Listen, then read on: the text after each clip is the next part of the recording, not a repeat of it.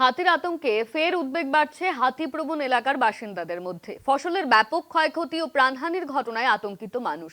হাতি বনজঙ্গল ছেড়ে লোকালয়ে ঢুকে পড়ায় একের পর এক দুর্ঘটনা ঘটেছে। স্থানীয়দের অভিযোগ, বন বিভাগ ঠিকভাবে নজরদারি রাখছে না। যদিও বন বিভাগের দাবি, হাতি এলেই অতি উৎসাহী মানুষের ভিড় জমে, তাতেই হাতির চলার পথে বাধা সৃষ্টি হয়। দীর্ঘ ৩ মাস কাটিয়ে বাঁকুড়া থেকে এবার পশ্চিম মেদিনীপুরের পথে প্রায় ৬০টি হাতির দল। গত সোমবার দিন উত্তর বন বিভাগের বড়জোড়া থেকে বিভিন্ন দলে ভাগ হয়ে ৬০টি দল বিষ্ণুপুরের পাঞ্চেত বন বিভাগ হয়ে পশ্চিম মেদিনীপুরের পথে ইতিমধ্যেই পশ্চিম মেদিনীপুরে প্রবেশ করেছে বেশ কয়েকটি দল। প্রায় অর্ধেকের বেশি হাতি ইতিমধ্যেই পশ্চিম মেদিনীপুর প্রবেশ করেছে বলে বন বিভাগে জানাচ্ছে।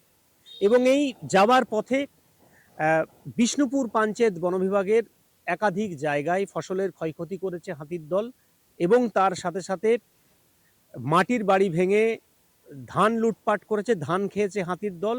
এমনকি বাঁকাদহ এলাকায় একটি প্রাণহানির ঘটনাও ঘটেছে। এর ফলে আতঙ্ক বেড়েছে জঙ্গল লাগোয়া হাতিপ্রবণ এলাকার মানুষের মধ্যে। শুধু আতঙ্কে নয়, ফসলের ক্ষয়ক্ষতি সঠিকভাবে না পাওয়ারও অভিযোগ তুলছেন এলাকার মানুষজন। বন দপ্তরের বিরুদ্ধে উদাসীনতার অভিযোগ আনছেন হাতিপ্রবণ এলাকার মানুষজন, হাতিপ্রবণ এলাকার বাসিন্দারা। যদিও বন বিভাগ জানাচ্ছে সঠিক যে নিয়ম রয়েছে, সরকারি যে নিয়ম রয়েছে, সেই নিয়ম মেনেই ক্ষতিপূরণ পৌঁছে দেওয়া হয় ক্ষতিগ্রস্তদের হাতে। হাতির পাল বড়জোড়া থেকে এসে আমাদের এখানে হানা দিল। দু একটা ঘরও ভেঙেছে, এমনকি চাষেরও ক্ষতি হয়েছে, ফসলের ক্ষতি হয়েছে। শুনছি নাকি একজনের প্রাণহানি হয়েছে।